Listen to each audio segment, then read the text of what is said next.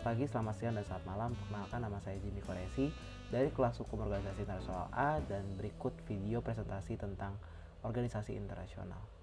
Materi yang kita pelajari adalah yang pertama, peran WHO dalam penanganan COVID, peran WTO dalam penanganan kasus kelapa sawit, dan peran ILO dalam pelaksanaan konvensi penghapusan pekerja anak di Indonesia. The World Health Organization as specialized agency for United Nations responsible for international public health. The WHO Constitution, which established the agency governing structure and principles, states in main objective as the attainment by all people of the highest possible level of health. The values of WHO workplace furthermore reflect the principle of human rights, universality, equity, established by WHO Constitution, as well as ethical standard of the organizations.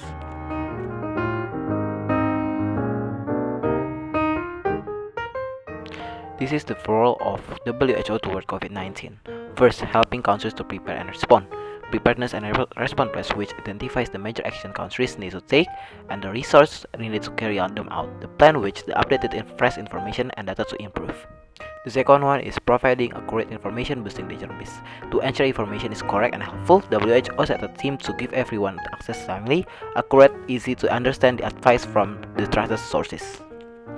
3. Ensuring vital supplies reach from health workers.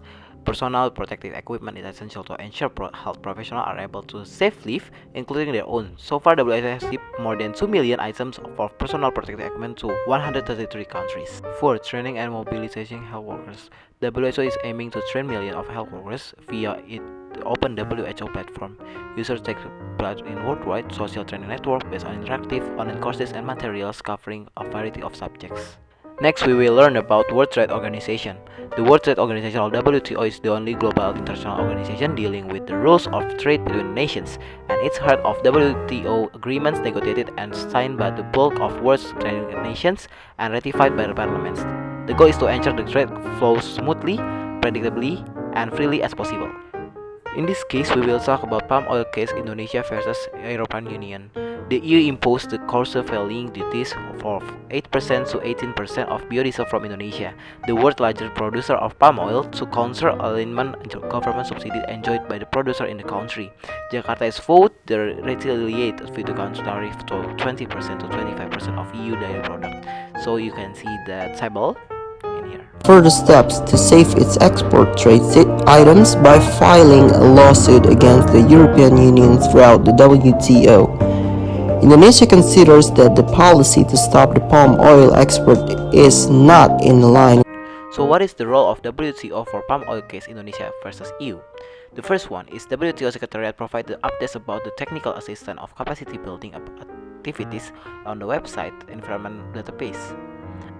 The second one, WTO requests to set up the panel or to adjudicate the unfair trade but still pending during COVID-19.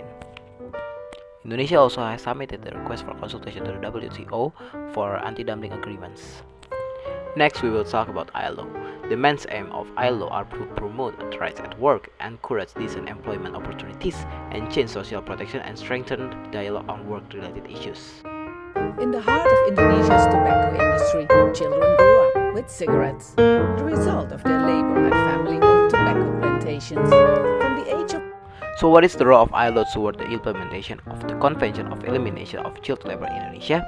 So there is a roadmap toward Indonesia labor-free in Indonesia 2022. It's developed to support the implementation of NEPL EWFCL. And this is for the past 10 years action and strategic guide accelerating the achievement of child labor-free Indonesia in 2022. This is the strategy toward the child labor-free Indonesia in 2022. The first one is evaluation to implementation of NEP of elimination of WFCL over 10 years. The second one is setting the priority policies and programs, and the last one is action program of elimination of child labor is done sustainably involving all stakeholders. Main points of action development based on stakeholder roles. The first one is harmonization of legislation of law enforcement, education training, social protection, and labor market policies. That's all from me. Thank you for your attention and see you and stay healthy.